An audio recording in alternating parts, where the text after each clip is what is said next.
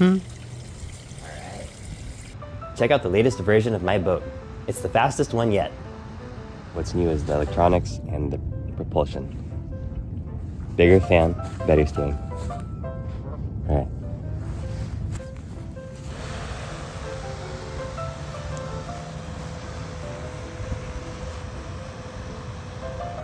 So instead of having one battery for the motor and using USB power bank for the Arduino, I have a voltage regulator that takes 12 volts from the power tool battery and steps it down to 5 volts. That way the Arduino can use it along with the RC receiver and the relay module. And then I also take the 12 volts from the battery and run it to the motor, which also happens to be from Harbor Freight. That's good, actually. It's a good breeze. Really, you make it 40 millimeters larger in diameter. Cool. It's actually a rotary tool motor. The rotary tool broke, but the motor was still fine, so I was able to use it for this project.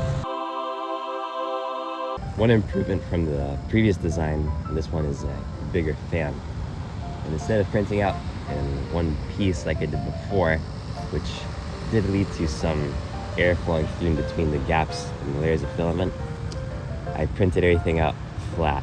And so the blades of this were attached to a hub with a tiny bit of wire. And it seems to be working just fine. And then for steering, it's controlled by a little black servo you can see on top of the tower on the right side of the boat. And then the actual fin is from the box that the drill came in, the drill that has the battery that is now on this boat.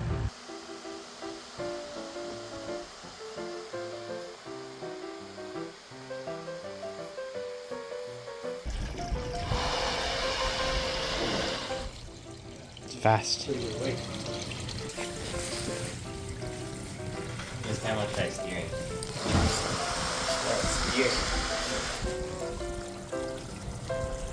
Good. Nice. Well, that's my boat. Thanks for watching.